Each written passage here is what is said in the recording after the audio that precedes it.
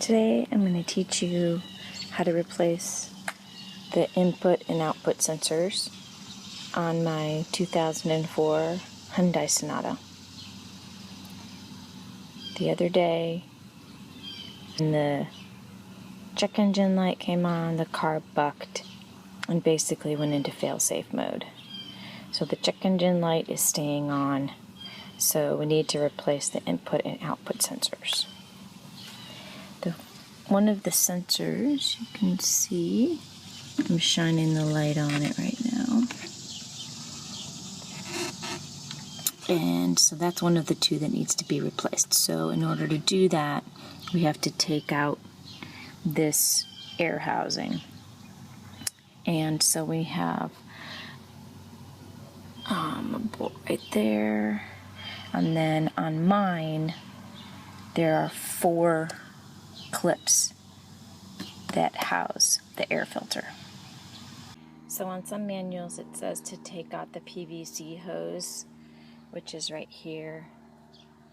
On mine, it looks very fragile, so I'm not going to take that off. And also, they pinned this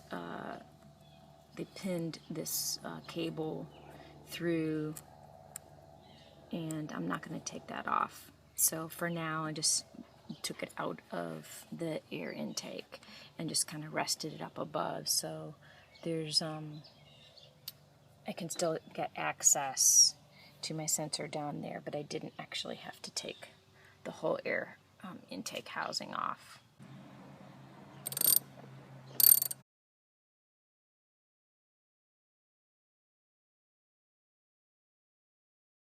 So I took out the 10mm bolt that was holding this in, and I had to pull pretty hard to get this out.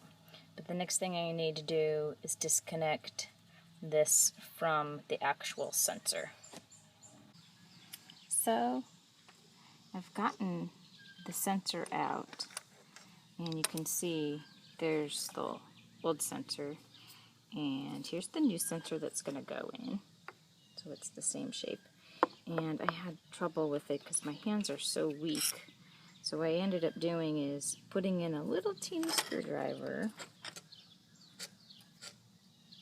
into the housing on the top, right there, and then just pried towards me a little bit, and it popped right out. And also, this portion of my car is pretty corroded.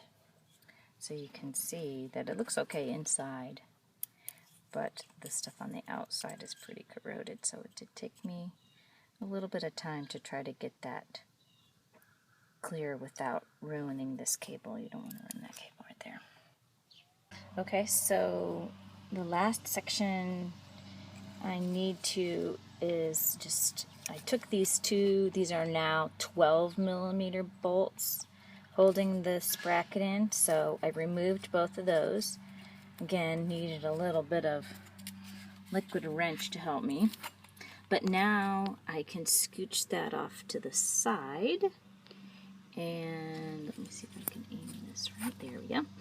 And then that is the second sensor right there. So the next thing I'm going to do is take out that bolt right there, which should be back to a 10mm. And while you're in here, make sure you use air or a shop vac and suck up all the debris that's inside that little pocket, because this is going to touch the transmission fluid, so you don't want any debris getting into the transmission. So the next thing I'm going to do is loosen up that bolt and take out the second sensor.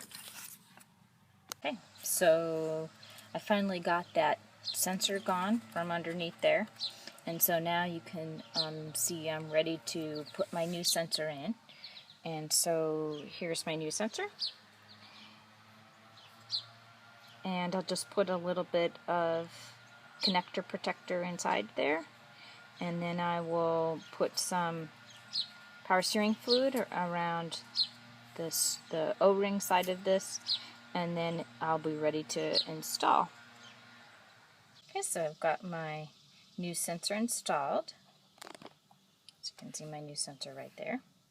And then I put the bolts back on for the bracket that's holding those in. And now I'm just going to go back and do it in reverse. I'll put the 3 bolts back on for the air filter housing, and then I'll put the rest of my air filter intake on.